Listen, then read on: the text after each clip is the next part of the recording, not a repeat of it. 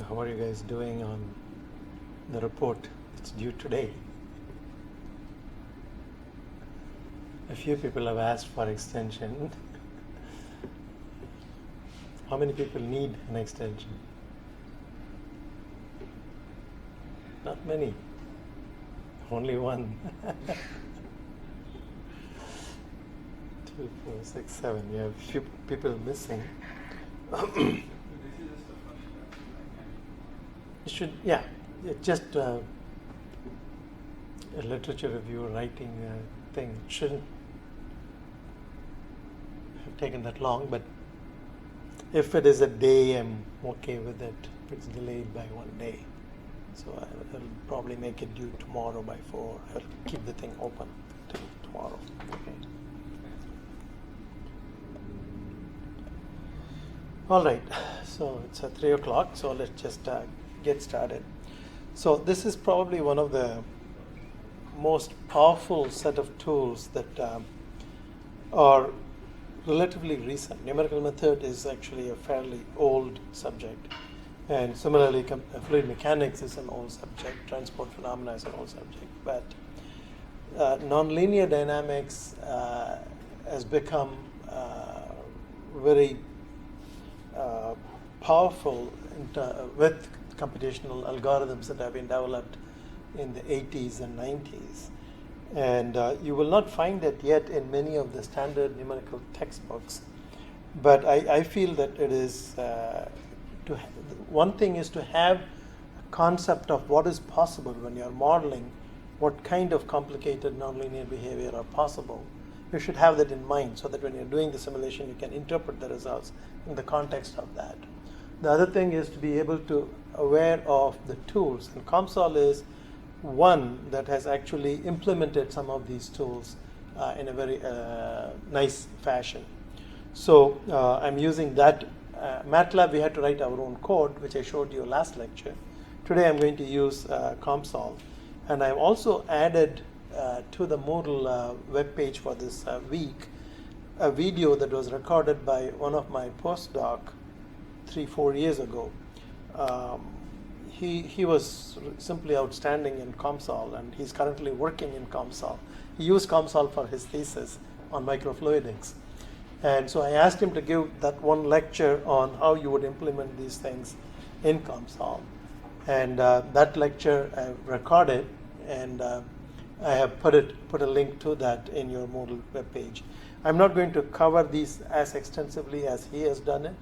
One problem is it is a fairly old version of COMSOL. In 3 years, COMSOL has progressed quite a bit. So some of the menu structures and stuff where you will find in the current version may be different from the 4.2 or something that he used.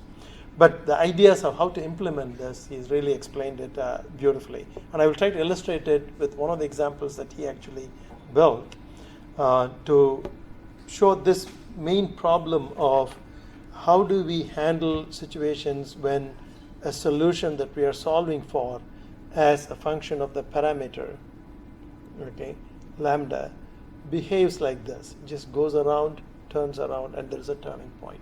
Once you learn how to handle that, then the path of these complicated solutions can be constructed very easily, no matter how many turns they take, how many times they cross, etc.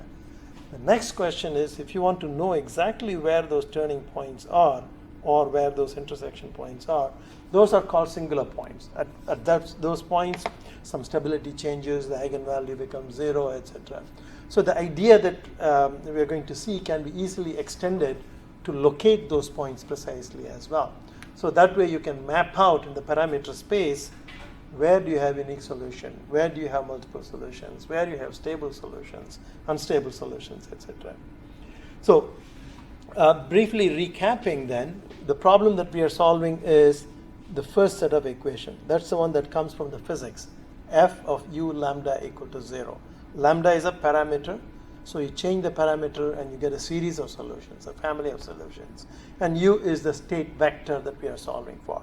That nonlinear equation can be algebraic, can be differential, ordinary differential, partial differential, and it integrates beautifully in COMSOL framework because COMSOL is a PDE toolbox. All these ideas can be implemented there. Mrinal has actually shown that how to do for a boundary value problem also after doing the ODE, algebraic equation. The basic idea of this nonlinear problem having a turning point is at the turning point you have solution only on one side. There is no solution on the other side. So there is a critical value of lambda. In one side of it, in this neighborhood, you have two solutions. On the other side, you have no solution.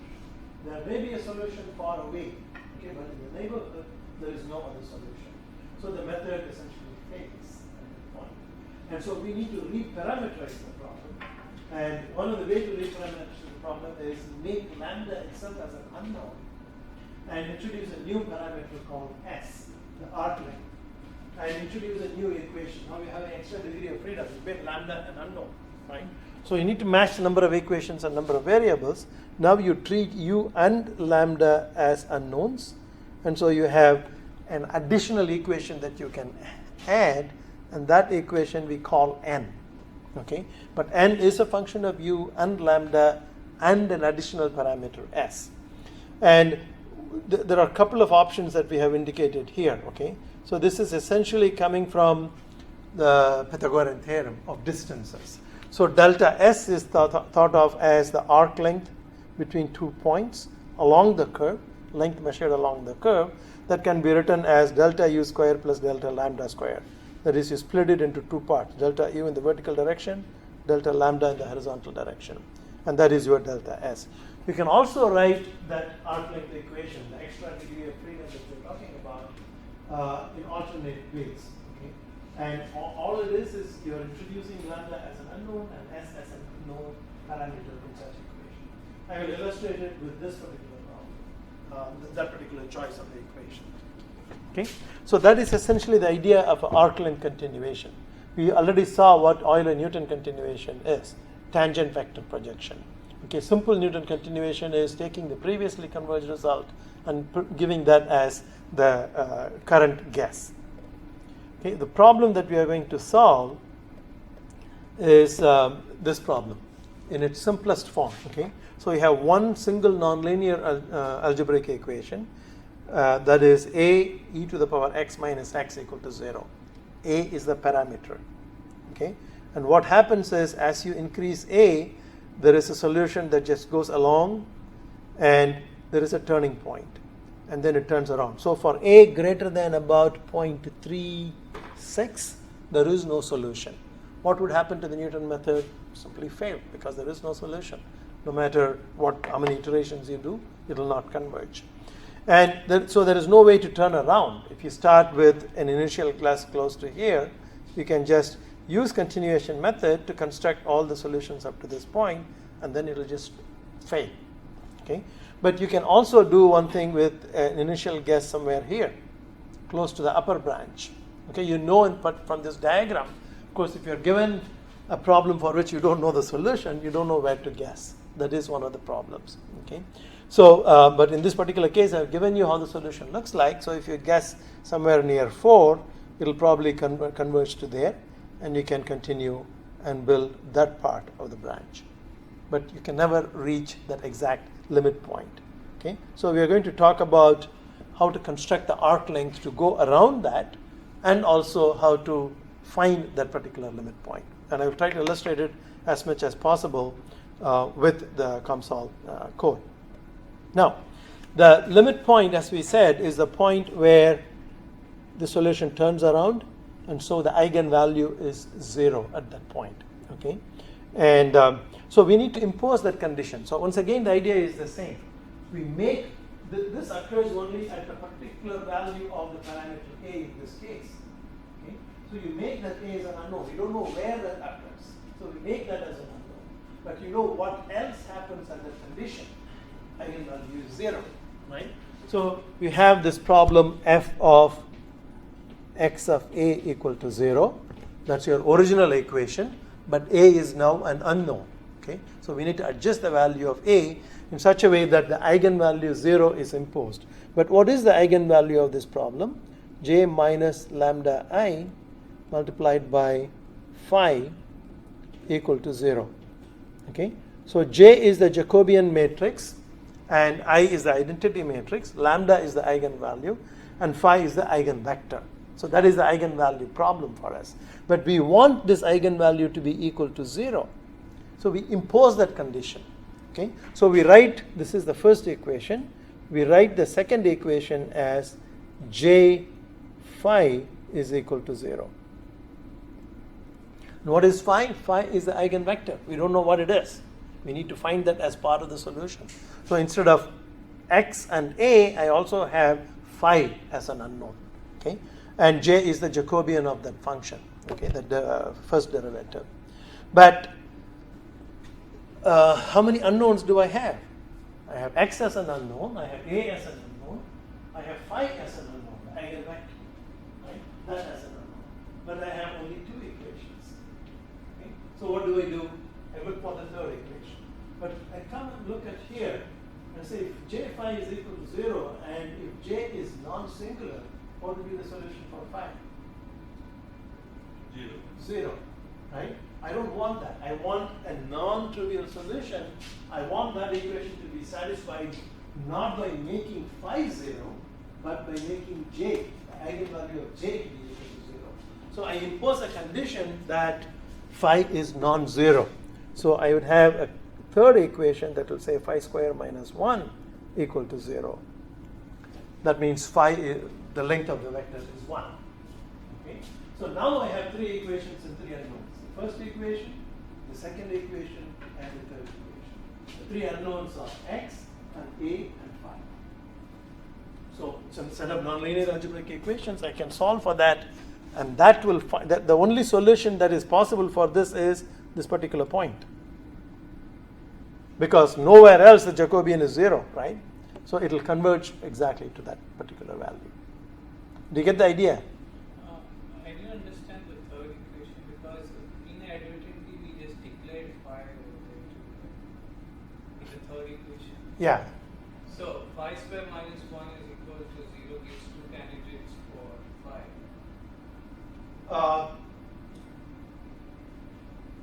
But you can get two values for phi. That will only resolve it only in the direction of the vector is pointing this way or exactly opposite way. Both are possible. Right? It's only the direction that matters. So the actual magnitude of phi really doesn't matter. But this condition is essentially to impose I want a non-trivial phi, a non-zero phi. So if you write it as phi minus 1 equal to 0, that will also work. Okay? That will make the problem linear in fact for that particular equation. It's coupled to a nonlinear equation. So the entire thing would be nonlinear still. But that's a good point. So the third equation is a constraint that says phi is not 0, so make j as singular. Because at that point j is singular and I want to find it. Okay? And embedded in that is a very powerful set of idea, and that is if I know what condition has to be satisfied at a particular point in the solution, I can impose that. I can extend my set of equations. We extended it for our arc length scheme with one equation. Now for limit points, we extended it to three equations in this particular case. If you have originally, instead of one nonlinear algebraic equation, if you have two, then you will have two equations from here. J will be a 2 by 2 matrix. You have two equations there. You will have one equation there. So it will be 5 equations. So in general, it is 2n plus 1 equations. As the number of equations n increases, the extended system to solve for the simple limit point will be 2n plus 1 in size. But we have already done all the work to calculate j in the Newton method, in the Euler-Newton method, etc. So with very little additional effort, you can find the precise location of the singular point. The beauty of this method is if this problem depends on another parameter, okay, like in the CSTR problem, flow rate was 1. Inlet concentration could be the other, right? So you can track now how this singular point changes as you change the flow rate. As you change the inlet temperature or inlet concentration. So in a parameter space, you can map out very quickly where these singular points are going as you change a second parameter or a third parameter, etc. That's where the real power of this type of method comes in. Any question? It's a very important idea, so I want to make sure that all of you understand it. And we will implement some part of it today in COMSOL example, but more of it is done, including an ordinary differential equation by Mrinal in that video. So I would like you to go through that video carefully, okay, and make sure you understand it. Any questions? So now that we have laid out the basic idea, I want to illustrate COMSOL for this particular problem. But before I do that, let me talk about one more idea. Okay, so go back to, where is this problem? Yeah, this problem. Okay, so I have f of x equals a e to the power x minus x equal to 0. And I say a is the parameter and x is the unknown, and I want to change a along the x-axis as an independent variable, a known parameter, and ask the COMSOL to solve that particular function. So it gives me all these points, but once it reaches that, I take the next step, which is fixed. Okay? And so I'm then scratching my head and finding other ways like the arc line, how to go around, etc. A Russian mathematician came up with a very simple idea. And that idea is, I will illustrate that also in COMSOL. That idea is, what is so special about a and x in this particular equation? All you have is one equation, two symbols, right? So if I treat a as a distinguished parameter that is specified, I get into this problem. Okay, with particular value of a, I don't have any solution, so the method fails. But just switch them. Give a particular value of x and solve for a.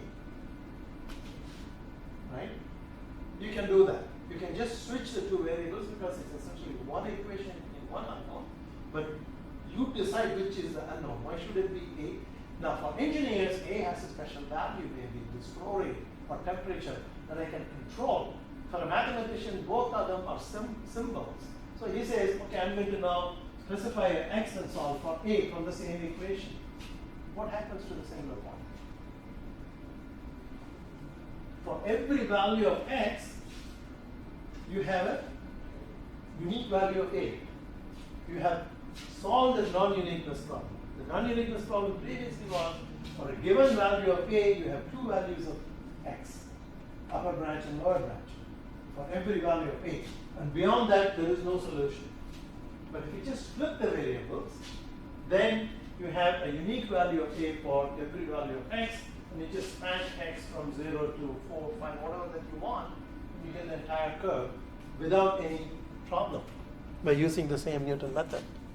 Okay? It's a very, very clever idea that was done in the 50s actually.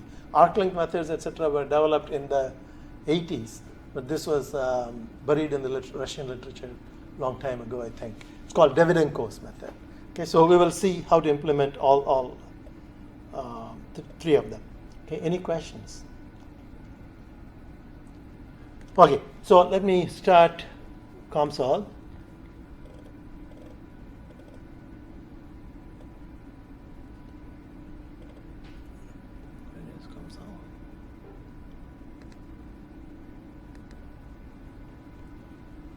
Now you guys should help me now because I'm going to kind of struggle my way through this.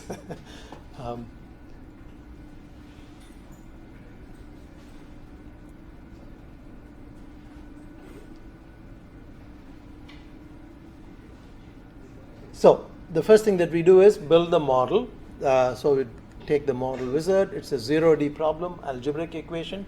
When you have an ODE, all you have to do is pick the right model here. All these ideas will carry through, okay, in COMSOL. So in this case, it's just 0D and global ODE and DAE model.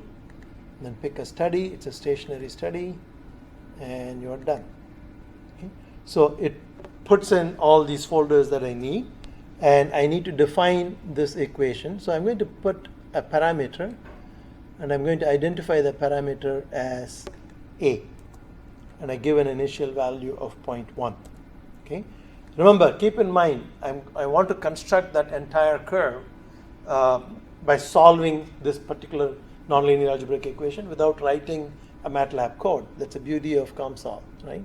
So I go into the equation and I define that equation. So the unknown in that equation in the first view is x. A is a parameter. So I identified x and I write down that equation as a times exponential of x minus x. Can you see that maybe in the back? I don't know how I can blow this up.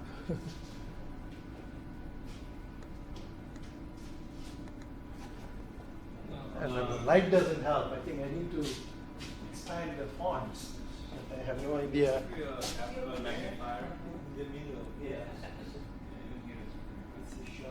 The magnifier doesn't work on all the windows. On graphics it works, but not on others. Oh, is there a magnifier there? No. Oh, that's a find.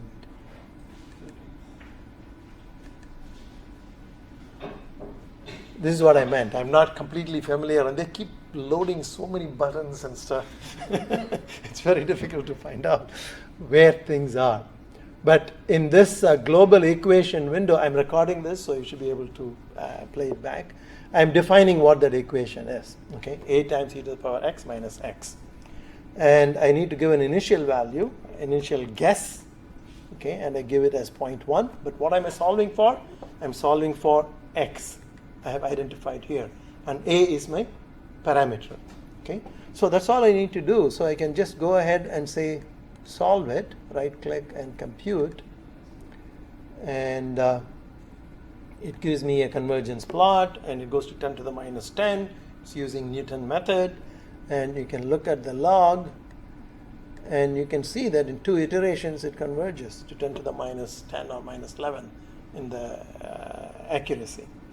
And what is the value? You can look at evaluate the value in a new table, and the value of x is 0.11183 up to 15 significant digits. Okay, if you're doing this in MATLAB, you need to have access to the Newton method. You need to find the Jacobian. The Jacobian is found automatically here for you. Okay, and just implement the Newton method. Now, Euler-Newton, you need to write a separate program, take the derivative of the same function with respect to a, etc. Okay, but how do we do this in COMSOL? You just go and right click and pick the parameter sweep. Okay, and add the parameter you want to sweep in the direction. So the only parameter that we have defined already here is a. So that already appears. So a is the only parameter in this particular problem that you can change. If you have more parameters in the problem, that list will appear here. So here you can say, okay, what is the range in which I want to change? So I want to start at 0.1, go in steps of 0.01, and maybe go to 0.4. Okay, I add that. So now I have set up a sweep in the parameter space, and I can just compute. What did I get? Maximum number of Newton iterations reached, and it hasn't converged. Okay. So there is a problem for the range of parameters that I have picked. So now I need to diagnose what the problem is. So I go and look at convergence plot, and what can you deduce from this? After certain values. It is converging very well. Okay, as it is increasing the parameter, it is converging 10 to the minus 8, minus 10, etc. The residual gets small, larger and larger, but eventually it doesn't converge. So you have crossed that value of 8. Now remember, in this case, I showed you how the graph looks, but if you have a problem for which you have no clue, this is how you find out by trial and error. If it doesn't work, it doesn't mean something is wrong with your program. Okay, it might mean that there is no solution in the parameter space. Okay, but how do you rule out that there is nothing wrong in your program? You look for, that is, if you're writing your own program, you look for the convergence rate. One of the things that you will find is that the Newton method should converge quadratically, right? So you will see the signature of that. The residual error 0.00 and then 10 to the minus 5. Okay? If the quadratic convergence is there, that means your Jacobian is correctly evaluated. If not, the tangent projection is wrong, so it doesn't converge quadratically. Remember, Jacobian has so much of information. The stability information is there, the slope information is there for the Newton method and the Euler-Newton continuation method, etc. So if you have an error there, you are in big trouble. But to rule out that this blowing up is not due to error, this is how you would check that it is quadratically converging when it is converging, but when it is not converging, something else physically is happening to the problem. Physical instability, perhaps. It's not a numerical instability. It's not a numerical error. Okay? Yeah. 80.37 is the one that's not converged. Right. Yeah. It converged up to A of 0.36. You can see here. You can actually read from there. That's good. Right. Parameter. So it gives you for each parameter value it's solved. So for 0.37, it couldn't find the solution. It couldn't converge. Okay. So you may want to go back and. Or maybe we can just update the solution. Hmm? Maybe we can just update the solution so it'll show whichever point it converges. What do you mean? Like in the study, we can just do update solution. Right, but it will go through the same thing. When you update it, it will have the same Just problem. show the solution that it plotted till so far, like the values. For the convergence or the actual solution? So like now till 0.36 it solved, right? Yeah. So if you do the update solution, I think it's gonna show all that value, so you don't have to change it and run it again. I tried with it, but I couldn't make it work. Okay, but maybe it will work. So what you're saying is just go to Just go to study one and do update the solution. update. Okay. So now like those 0.36 values are already stored in the table till which it ran. So you go to the table. But yeah, I need to build the table, I guess. Evaluate new table. So here you see the table. It's already there, so we don't have to. All the solutions are there, Till where it goes. including the last unconverged solution. Yeah. Right, including the last unconverged solution. Because you can see this is A and that is X, the state variable. It gradually increases, 5.52, 5, 6, 6, 0, 0.8, and then it is something like 528. Yeah, that's the point where it stopped. That's the point it blew up. It didn't converge. Okay. So if you plot this, the scale will be so skewed because the last value will be 526. So that's the reason why I wanted to go back and change this value to, instead of 0.4, I'll make it to 0.35. So that I know in that range I have converged result. See, now everything is well behaved, and I have the table. I need to update the table, I guess.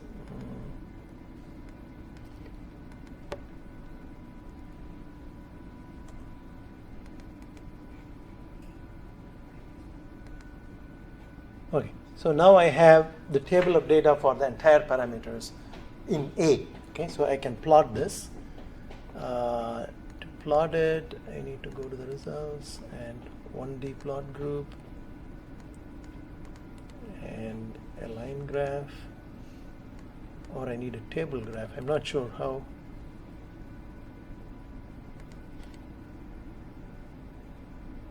I think we just put there and select the Yeah, you just Select the data? yeah, that data set. Yeah. you can put it in the expression.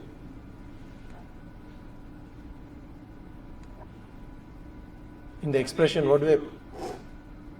Like data set, it says from parent, right? So I think from here we can select. From parent, that's what is there. If we go to the 1D plot group, the line over there. Yeah. Yeah, there. So there, inside there we have a data set too. Where? In the window. Yeah. Where, in the window? There. Oh, From there, I think we should, yeah. no. No, there it shows Let me try my way. I somehow figured out there was something called a table graph.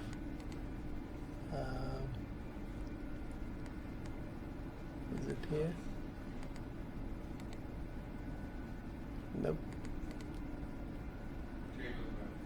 table graph there.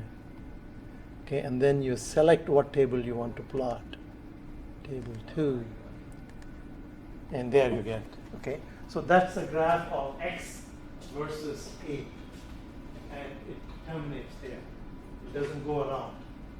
Okay, so if you want to construct the upper part, what do? You redo the whole thing, but hopefully give an initial guess that's closer to the upper branch, right? So Or you could just take a point after where it blew up and try. uh, Oh, sorry. there is no solution to the right, but what you can do is take the last solution that you have for 0.35 and then give an initial guess that is above. Here it converges to 0.71. So maybe give a guess on the other side, which will be 0.8 or 0.9, something like that, and hope. But it may be attracted to the same solution because they are so close to each other, right? So it's better to start at this part and far away, at a 5 or so that it is closer, it is within the region of attraction of that particular solution, and do a forward sweep once again. Whereas if you start at the end, you'll have to do a backward sweep. But either one can work, but you need to have some patience to try the correct initial guess to get it to work. Okay, so that you would do in this part. Go back to the global equations. Here you have the initial guess. Change that to 5, and then compute again. That's all you need to do. Change the initial guess, and it converged again, but you need to make sure that it produced the right result, right? So you need to pick the data again. Is it here? Evaluate new table. So table 3, and now you can see the numbers. I don't know whether you can see in the back. Maybe you want to the front. So 0.1 once again, but this time it's converted to 3.5. That's how you know that it is at the upper branch. And then it is going down, 3.3, 3.2, etc. All the way till the same value of about 0.35, and then it will blow up. Okay, but you can plot that also using the same technique that we saw. Is it going to update the initial value every time it sweeps? Like The initial guess for every new value of the parameter. That's the beauty about this. It uses Euler-Newton continuation. So because it has the information on the Jacobian, so when it goes, for example, the parameter value from A of 0.1 to 0.2, it doesn't use the previously converged result as the guess. It actually calculates the tangent vector and then calculates what the better guess would be and uses that to convert this. That converges to that. That's why it converges in 1 or 2 iterations. It converges very fast because the initial guess is very good. That's the power of the Euler-Newton continuation method. Okay, instead of previously converged result, make a tangent projection, and then essentially a one-term Taylor series expansion. so if you take an initial guess like 10,000 or something, then just the first convergence will take 9. Very good. If you take a very, very bad initial guess, 10,000, so far away from 3, it might take 1,000 iterations to get there, right? After that, it'll just go through in 1 or 2 iterations using this continuation idea. Okay. So this continuation idea, together with there is another idea called homotopy continuation. Maybe if there is time, we will talk about it, which blends a difficult problem for which you cannot come up with a good initial guess with a simple problem and connects them through a continuation method. It's called the homotopy continuation method. And in distillation column, etc., this was very widely used again in the 80s, 90s, when these algorithms came into vogue. What kind of method is easier when we are doing such random system also? What kind of method is converges faster if we are giving such random cases? Like There's only one method that we know, right? A few methods, right? Newton method or conjugate gradient for iterative methods. So all of these methods take a long time to converge if we are doing such bad shit. if you have your initial condition is bad, then that is a problem. Okay, but the idea of a homotopy continuation is you construct your initial problem to be an easy problem, and then use a parameter, artificial parameter introduced in the method that will take you to the real solution of the real problem. A simple example, with Navier-Stokes equation, it's an obvious choice. There is a built-in parameter which is Reynolds number. And if the Reynolds number becomes large, your nonlinear inertial term becomes very complicated. So, but Stokes law is linear. You can always solve in one iteration, right? So why don't you start with Stokes solution? This is why COMSOL has that option. You can just check that and say, solve for the Stokes problem. It may be irrelevant for the particular problem, but just get your initial field from the Stokes solver. And then turn on your continuation in Reynolds number. You will do much quicker, much better. Yeah. Good. I think these kinds of discussions are important because you are following it to ask embellishments and finer questions, right? So, this is a regular Euler-Newton continuation which breaks down at a limit point, right? So, if I have to implement the Davydenko method, what do I need to do? The Davydenko method is the method where I switch the variables. Yeah. Excuse me, could you please before that plot the table 3 on the same plot? Table 3 on the same plot. Okay. I will learn how to plot these. So let's go to table graph 1. Table graph 1. Yeah. So there in the table we can select table 3. Where is the table? Duplicate that and select the second. Change the second. No, on the right side. No, you don't have to. No, right I click want it. to see both of them together. So Right. So duplicate. maybe you guys are, as I said, much smarter and know a quicker way of doing it, but I don't. So I'm going to try. If you right click on the table graph 1 Uh-huh. and click on the duplicate The duplicate one. Duplicate. Okay. and in that one change table. Ah, see, I'm learning something. Very good. Plot. There. Right, so I started at point 1 and ended at about point 3, 4. This is the lower branch and that's the upper branch. I'm still a little far away from that point. So you can now go in smaller steps if you want to fill that part. But what we would ideally like is a method that will just go around it without any problem. Right? And the Davydenko method will allow us to do that. And it's extreme. Once you understand the idea, it's extremely simple to implement it in COMSOL. What would you have to do? So change the parameter. Change- from X. Go to the parameter and change the parameter to x. We need to reformulate the expression. Hmm? No, I don't think. Say it again? Just change We need to reformulate the expression. You don't need to. It's the same equation. Just change the answer. It's the same equation, right? It's only the unknown in that equation that we are changing, right? So we are essentially saying, I am going to tell you to solve that equation, not for a given value of a, but a given value of x. And you return the value of a, the same equation, right? So the expression is going to remain exactly the same, but the parameter becomes x.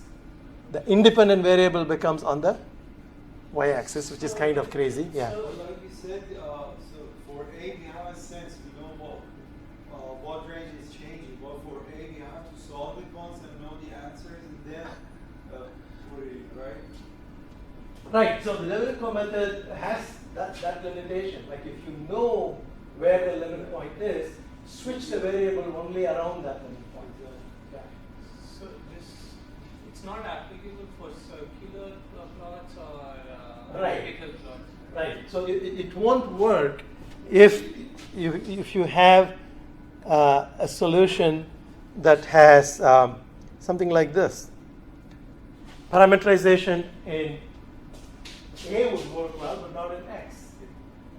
No. Suppose it's a strange attractor where it forms a loop.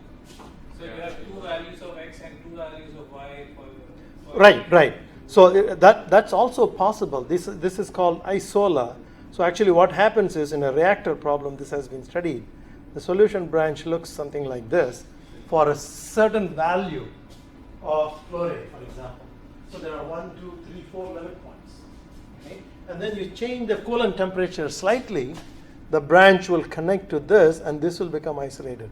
Essentially this gets connected to that gets connected to that, and they pull apart. and that is an isolated branch. It's called an isola. And so that has a limit point in both variables. Right? There is a limit point in the x variable, and there are two limit points on the y variable. So the Davydenko method will fail when you have situations like that. Arc-length continuation is an elegant solution because it will just march through any limit point.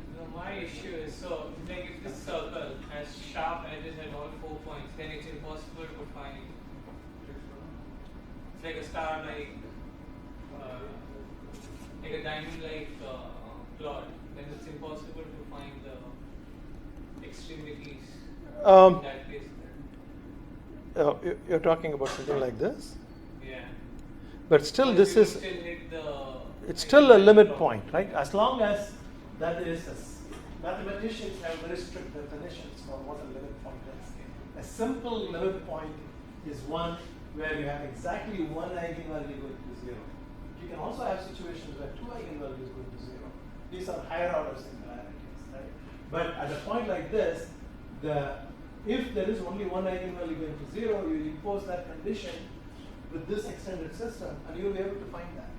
So the sharpness of this really doesn't matter, but the nature of the singularity matters. Whether it is one eigenvalue or two eigenvalues, multiple eigenvalues, etc., that go to zero. Okay.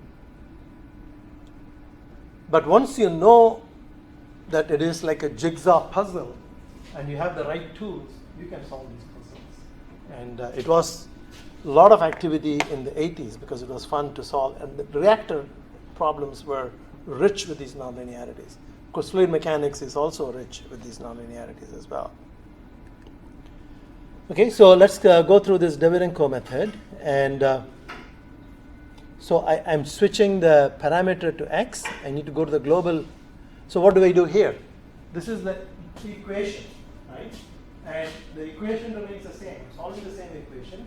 But I need to tell COMSOL that I'm not solving for x anymore. I'm giving x as a parameter, solving for a. In fact, it turned orange because it notices an error. Because I've declared x as a parameter there, and it also appears as an unknown here. So if I change it to a, it still doesn't fix it. But so now it's going to solve for a from this equation, keeping x as the parameter, keeping the vertical axis as a known value, and solve for a. Also, x will be start from 0. X can start from 0.1 or something. Yeah.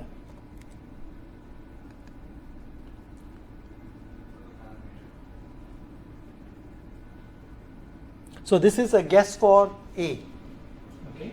And so I need to go and update my parameter sweep. Okay. Where is that? Oh, I guess I need to add that. So now notice what happened. X appears as the pull down menu as a parameter that's available for sweep in that equation. And I can put a range going from, what is the range for x? It can go up to 4 or so in the vertical axis, right? From 0.1 at the low end to 4 at the upper end. And that's all there is, right? I've just switched my unknowns and knowns, and I need to keep track now to interpret the results correctly, and just do the computation.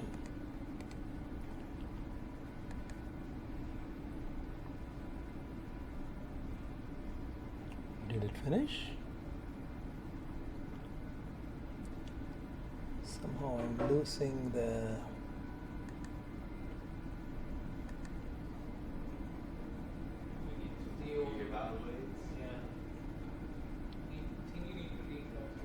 I need to replot it?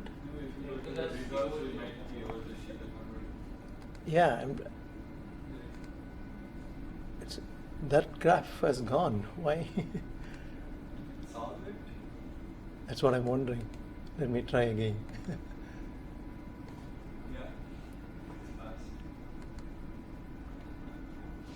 Yeah, so you can see that it has solved it from something happened in the convergence. Yeah, I think because it doesn't have to converge, right? It's actual values.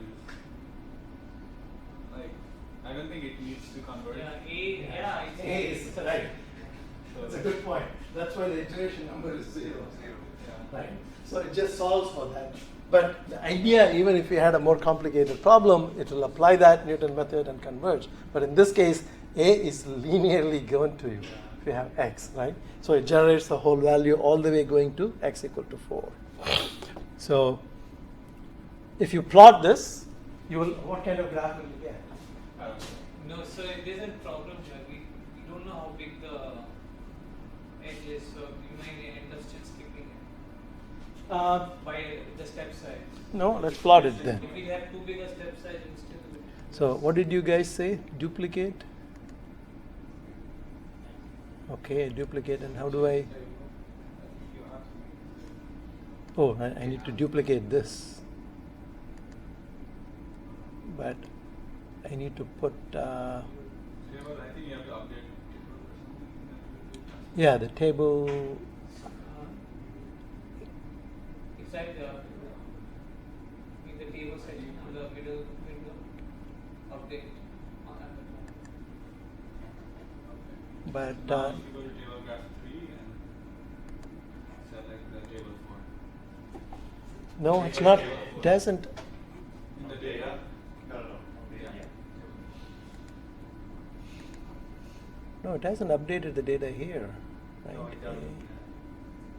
Because I need to have x specified and a. So table right 4. click on the table. Table 4 has to have I think you need to reevaluate. reevaluate, right? How do I do that? Is it here? Yeah, evaluate. New table.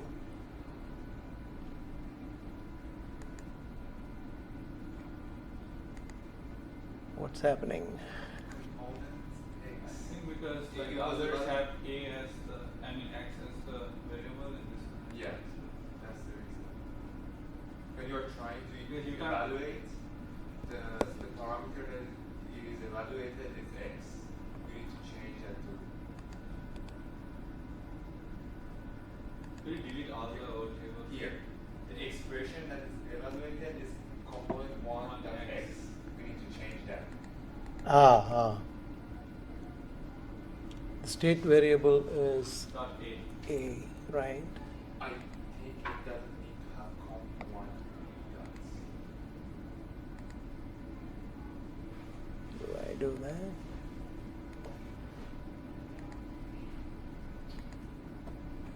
And that's table 5, not 3. So many things. No. I think I'm not getting the right table imported. I think the value is going to be a, not component 1 dot a. For evaluation. Yes. And It's gonna be- state variable should be a, right? Not x. No, that's a description. That's a description. That's but a description, You don't so- have the component 1 dot a defined by console. No, We you defined do. A by ourselves, so we need to change it to just a. But that's how it names it. Right? If I switch the variable to If the variable is defined by the console itself, the name gonna be components 1 dot something.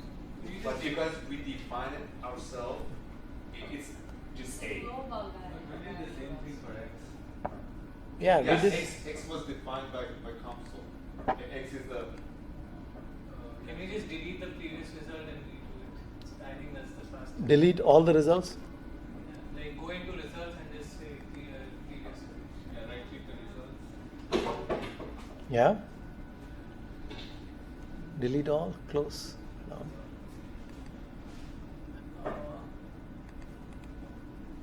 I think if you go to study and then Right. So let me go to study and compute one more time. So it has solved, right? And now I go to derived. What was that? Global evaluation and evaluate a new table. There you have, right? So x versus a. And now you go to table graph. Where do you get table graph? From there, and then there. Okay. So what you need to do now is just flip this around, because this is A and that is this is X and that is A. The limit point is right there. So I think that's fairly easy to do if you go and just change the data. I think X-axis is the state variable. State variable, right there. Okay, so it actually, you cannot see it. I can see it very nicely. Part of the graph is there. Right?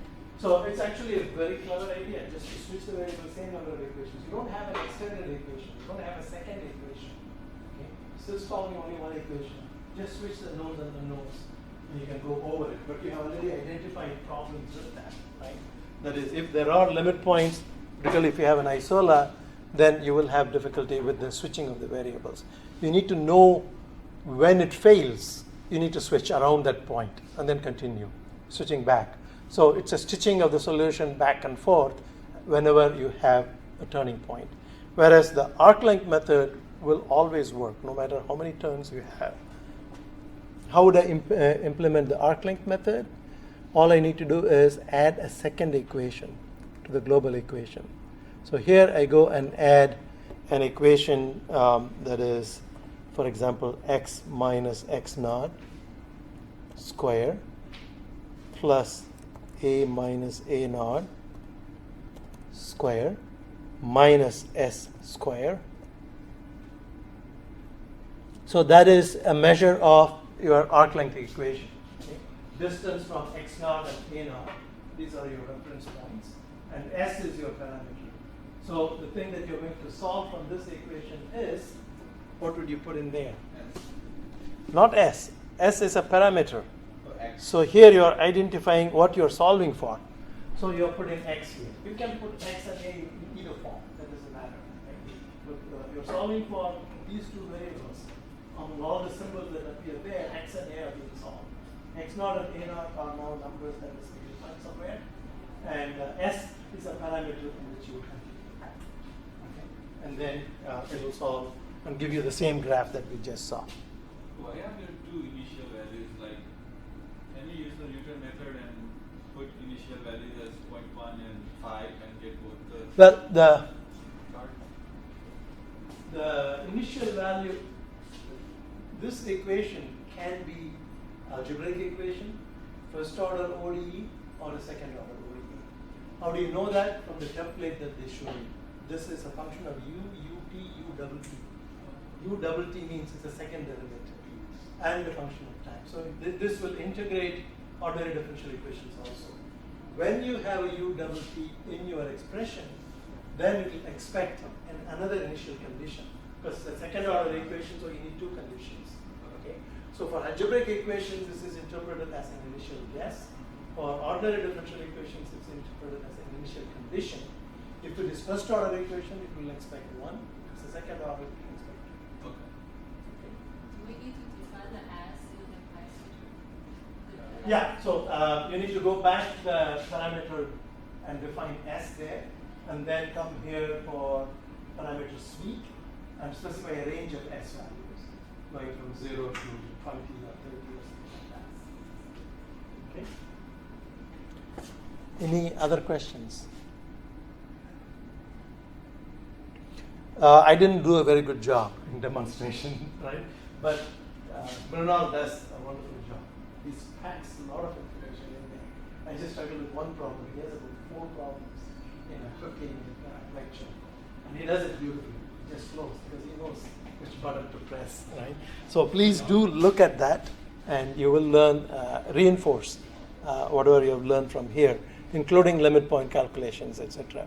And he shows beautifully how for the limit point, as I told you earlier, you need to calculate the derivatives. Okay, where was that? So you need to calculate the Jacobian. And in COMSOL, the function b does the derivative for you.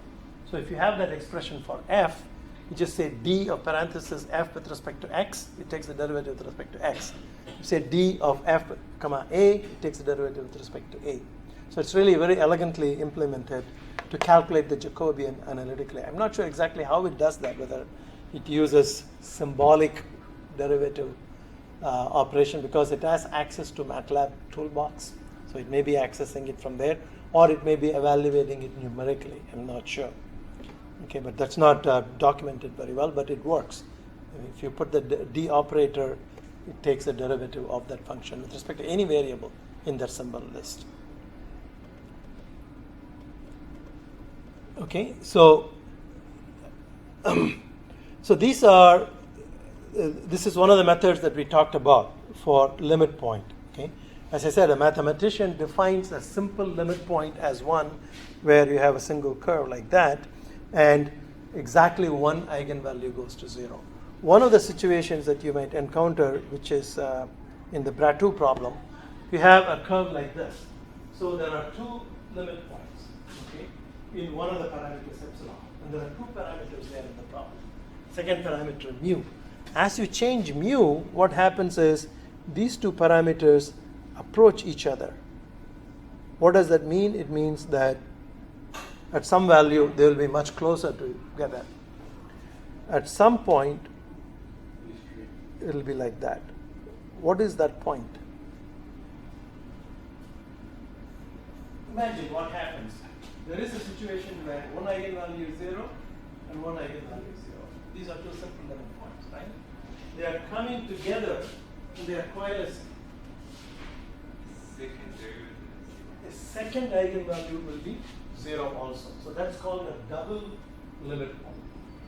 Okay? But it doesn't look like a limit point or a turning point, right? But at that point, we have two eigenvalues that are 0, okay, that they are coalescing with each other.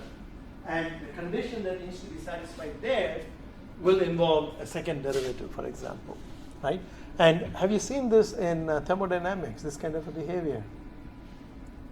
If I draw this P versus V diagram, you will recognize that. How does that look?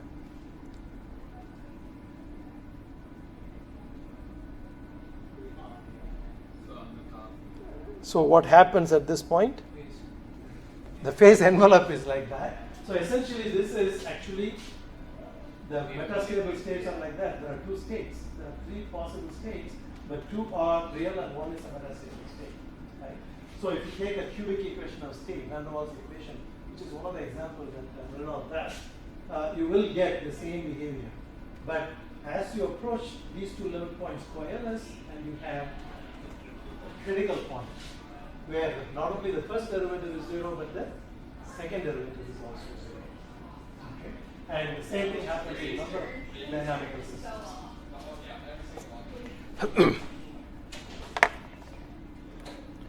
So I've taken this material from a paper in Journal of Fluid Mechanics where they basically summarize all these algorithms that were developed by mathematicians in the 80s.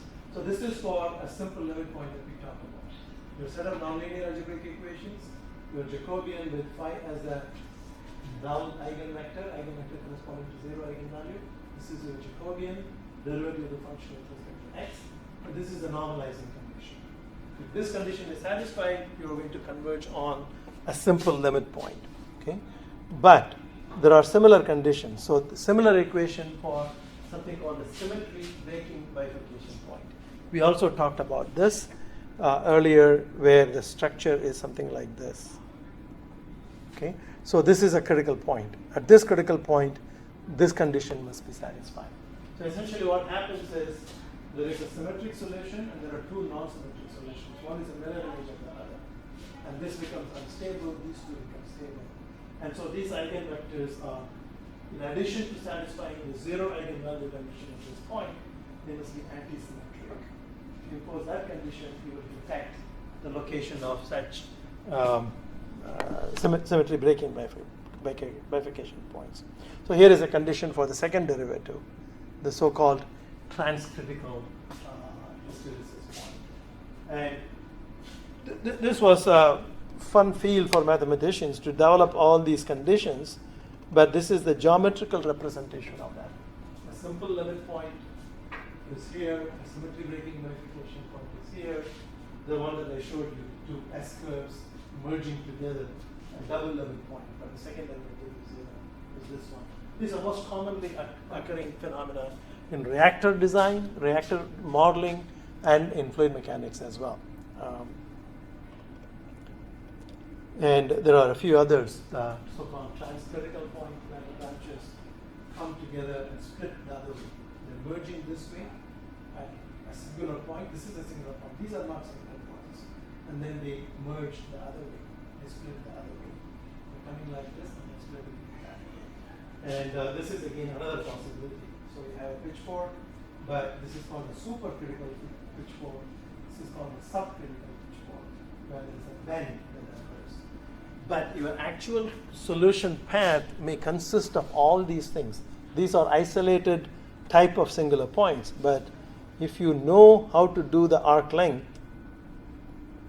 and you have solutions like that, you will find many different singular points on such a curve. But the arc length will just pass through without any problem, without encountering any numerical difficulty. So you get a complete picture from the arc length scale. And that's why it's one of the most powerful numerical algorithms. So I have put these notes on the modal, but these are all just papers that to show you that we are reaching the literature, the level of the literature. So this is nothing but Euler-Newton continuation method. When you see something like this in a reading papers, it should make sense. You should be able to relate to what we are talking about. Here is the arc length continuation. This is Euler-Newton continuation where you take the tangent vector multiplied by some delta q. Q is your parameter, and this is your arc length equation as an example. And for the arc length, if there is an intersection, what if it goes to the other path? It's like if it's intersecting. that's a very good question, right? Well, we can look at it, right? So here is this is actually a computed solution for a flow through a curved channel. So here you have one branch, limit point, and symmetry breaking point, and another limit point. So the question is, when I'm trying to follow with arc length scheme going along this, when I'm in this neighborhood, what happens if I go into that? Why can't I go into that? The answer is you can. Okay.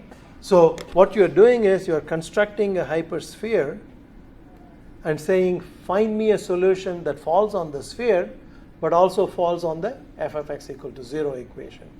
And all these curves are f of x. Like this point, the function is satisfied. This point, the function is satisfied. This point, the function is satisfied, right? So how do I know which one? How do I guide it to go in one direction? We know the answer. What is the answer? Use Euler-Newton continuation on the arc length equation. What does Euler-Newton do?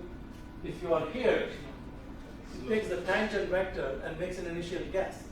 So that is not going to be a good guess for this. It's going to be a good guess for that, right? So you just to keep going in the tangent direction all the time, you use Euler-Newton continuation on the arc length equations. On the extended set of equations, you use Euler-Newton all the time.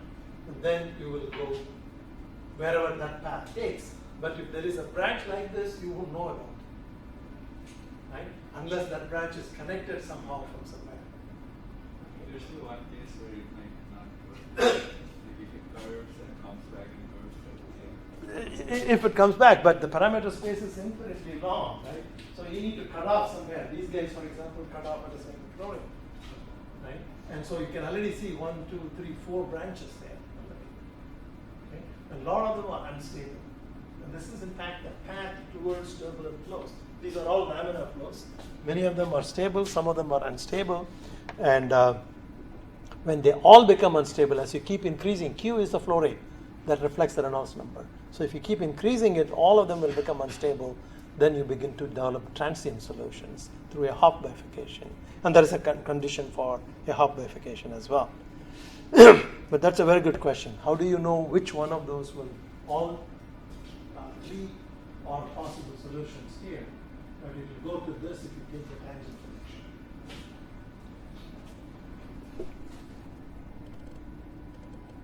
So this is another problem that we have talked about, so-called, I think some of you are probably doing your project on this, so-called vortex shedding past a cylinder, right? And in that problem, what happens? So you have, at very low Reynolds number, you will have a nice streamlined flow like this. Now, it can be a rectangular, it can be triangular, any shape. So this particular paper talks about different shapes, an ellipsoid at different orientation. But at slightly higher Reynolds number, you will find a wake at the back. Okay, so the flow separation occurs. This is around Reynolds number of 20 to 30 or so. But if you increase it to about 120, then you have this vortex shedding. Okay, now this is not a bifurcation. This is a gradual evolution. Okay?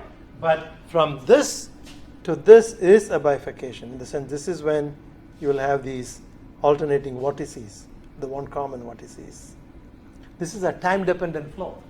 So if you take a signal at a particular point, you will find that the velocity fluctuates with time over time. So the vortex is shifting to top ones and the bottom ones, etc., alternating. And so this is the path towards the flow becoming through instabilities leading to a turbulent flow.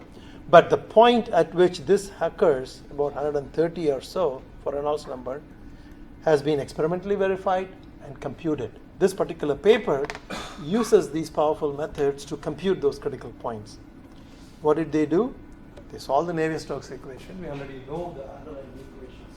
Continuity, U momentum, and V momentum equation in two-dimensional flows. But what are the geometries that they are looking at? So when you read this, for example, this is Newton's method. The only mystery that should remain at this stage excuse me, from this course is how do they get the Newton equation from the Navier-Stokes equation? That's the remaining part of this course, the discretization process, finite element, finite different, finite volume.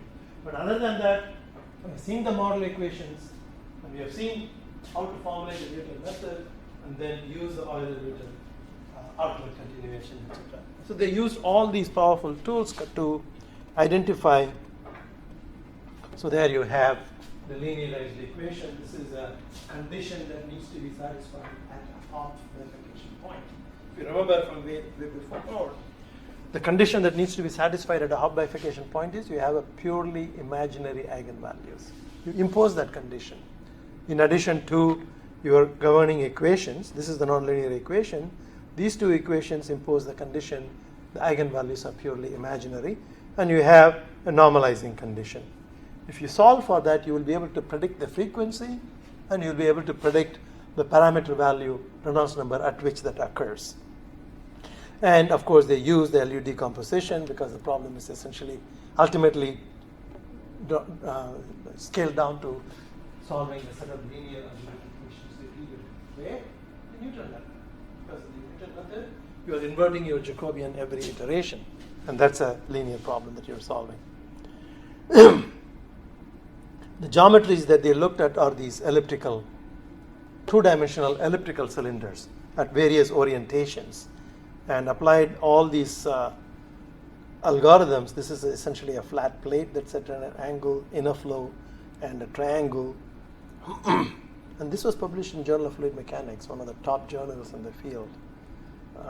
And essentially they constructed this table that predicted what is the critical Reynolds number and what is the frequency, supposed to happen. For a circular cylinder, this was well known. That was their validation. And then they went into other geometries, ellipse, etc., and predicted that with very high precision.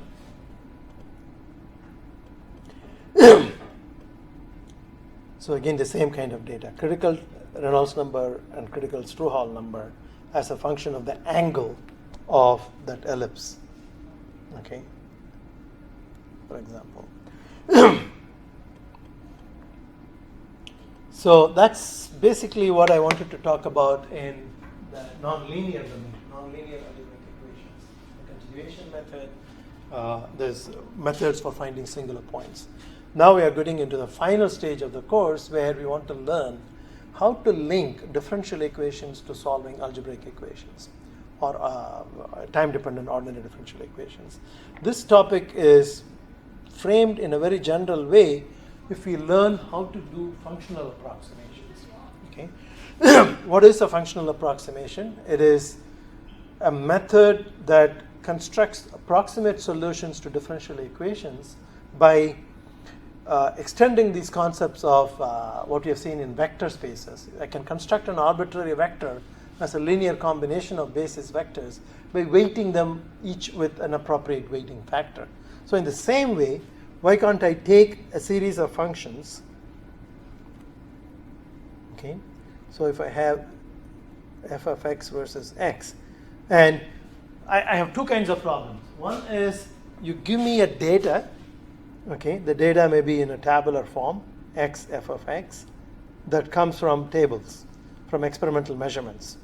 And I have a need to represent them in a functional form. And that is a curve fitting problem. Okay, curve fitting for just data. But the same framework can be looked at for solving differential equations as well, where you're trying to find this unknown function that not fits with the data, but satisfies the differential equation in an approximate manner. So the basic idea is this. If I have a set of functions 1, x, x squared, x cubed, etc., if they are linearly independent, the idea once again is that you cannot express any one of them as a linear combination of anything else. Okay? And if you can do that, then this forms a basis. And this is actually a basis, not a very good basis, because it's not very well scaled. Why is it not well scaled? The first function is this, the second function is this, the third function is this, etc. Right? So these functions are not bounded, for example. As x goes to infinity, they just go to a very large value. So if I can weight them appropriately and construct my f of x as ai x to the power I minus 1, where ai are the amount of weight I need to give for each one of these functions. Okay. Then I have a function that I can use to represent the data or to represent a solution to a differential equation in an approximate sense. Okay. So these basis functions are known because they are just the function 1 x, x squared, x cubed, etc. It is this coefficient that is unknown. I need to find the best estimate of those coefficients, either to represent a data, which is a curve fitting problem, or to represent a solution to a differential equation, which is the discretization problem. So the collocation method, the finite element method, they are all based on this idea. Okay, that you have to start with a basis vector or basis function that you can use to represent any arbitrary function. Any questions on that? Now, it turns out that this is one basis, 1x, x squared, x cubed. This is a polynomial basis. Right? But there are much better polynomial functions called Legendre functions, Chebyshev functions, etc., that are well scaled and remain bounded over the domain. They are orthogonal to each other. The concept of orthogonality, what does that mean? In a vector space, they are perpendicular to each other. In a function, same idea. You take two functions. If we say that they are orthogonal to each other, if the inner product between those two functions is 0. So you define an inner function as some weighting factor. It could be a function of x, phi I of x, phi j of x, dx, between a and b. Okay? So if such an integral is 0 when I is not equal to j, and it is some constant when I is equal to j, then you say that I and j are orthogonal to each other. Okay, so instead of a product, you have an integral of a function.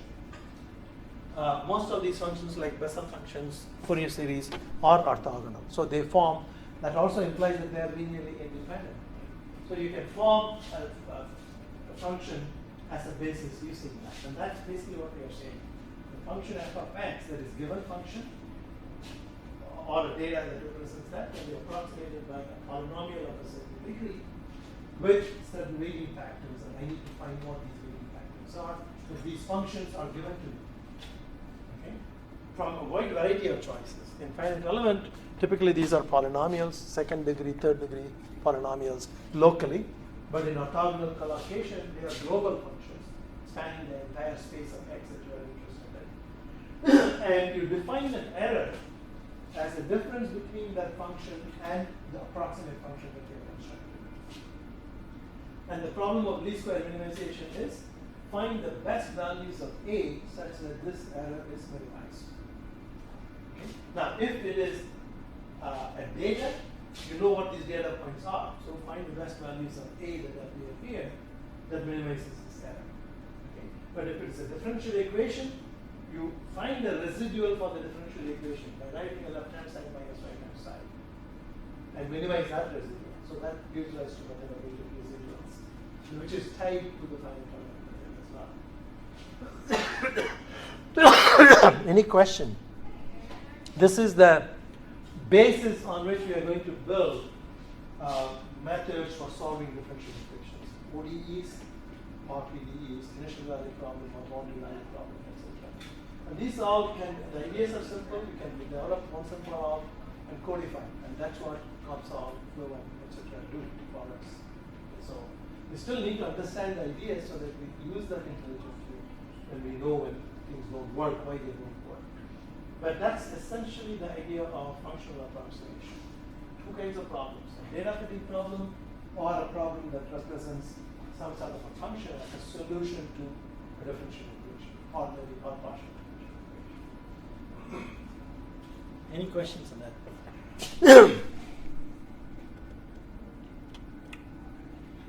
So here I'm saying that one of the bases could be that function that I just wrote out. I going from 1 to n, when I is 1, x to the power 0 is 1. So this basis is 1, x squared, x cubed, etc. A polynomial basis. So if I take n terms from that, I have n minus 1 degree polynomial. The highest term is of n minus 1 degree. Okay? And so here I have an example. The example is, you all know about error function, right? Have you heard of an error function?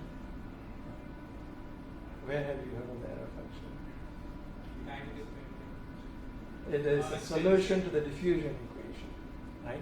So if you have the diffusion equation, unsteady state diffusion equation, something like dc dt equals d squared c dx squared, you can use something called similarity transformation to combine x and t and get into an ordinary differential equation. And the solution to that analytically is this error function.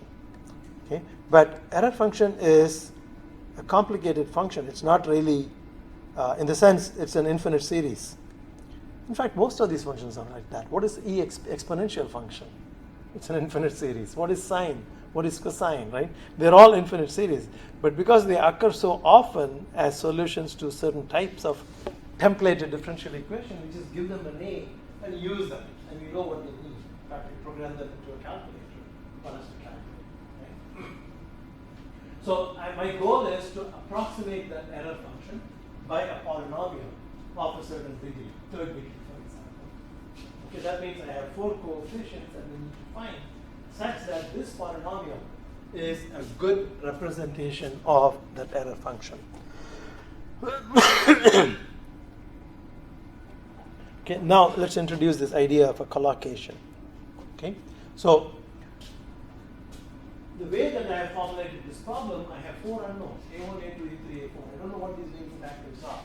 I need to find the best value for them through some sort of an optimization scheme, such that this polynomial is a good representation for the error function in certain range. Okay? I have taken the range as 0.1 to 0.5. Error function is defined from 0 to infinity. It's 0 to infinity because it's an integral, right? From 0 to infinity, it's bounded, it's scaled in such a way that the y-axis, the function is bounded to 0 and 1. But the independent variable can be 0 to infinity. Okay, so the collocation method says I am going to pick a few points in my range from 0.1 to 0.5. In fact, I have 4 degrees of freedom, so I'm going to pick 4 points, 0.1, 0.2, 0.3, 0.4, or some equally spaced data. And these are what I call collocation points. So at those points, I'm going to plug in the value for x, okay, because I know in this range, and I'm going to plug in here the exact value of the error function. So it's going to represent exact value of the error function only at those 4 points. At all the other points, it will be a interpolated formula. Okay, do you understand what I mean by that? So this gives you a notion to the discretization idea. Okay, so from point 1 to point 5, I have some function, error function, and I'm saying I'm going to calculate this at 4 points on the curve. And this data comes directly from the error function, so they are the exact values of the error function. So when I put x equal to those 4 values, I want this function to return exact value of the error function. But if I put anywhere in between, it's not going to give me the exact value of the error function. It's going to be an approximation. There's going to be an error. Okay? That is the main idea of collocation. If you can understand that collocation idea, we can now apply it to differential equations too. Same idea, because I'm going to take a function and I'm going to take that function, put it into the differential equation. Then I will have these A1, A2, A3, A4 as still unknowns. So I need to develop 4 equations from that differential equation to solve for these unknowns. And I'm going to collocate that differential equation at 4 points. And I'm going to make the residual of the differential equation equal to 0 at those 4 points only, not everywhere else. Okay? So the method of weighted residuals is essentially based on that idea that collocation points are selected, and there are lots of theories on how to select these collocation points. Here I'm saying we're going to place them equally. Okay? This basically says that the collocation points are spaced between A and B equally. That happens to be a terminal choice from A to B with equal number of points. Okay? So there are certain roots of orthogonal polynomials that turn out to reduce the error much better, and we will see some of those orthogonal collocation methods as well. I think maybe that's a place to stop today, and we'll come back and pick up this functional approximation for another lecture or so, and then we will move into differential equation solution methods. Okay, so I'm extending the due date by tomorrow 4 o'clock. Okay, because some people have some requirement. So the system will be open for your first report till 4 p.m. tomorrow. Okay, all right. See you on Wednesday.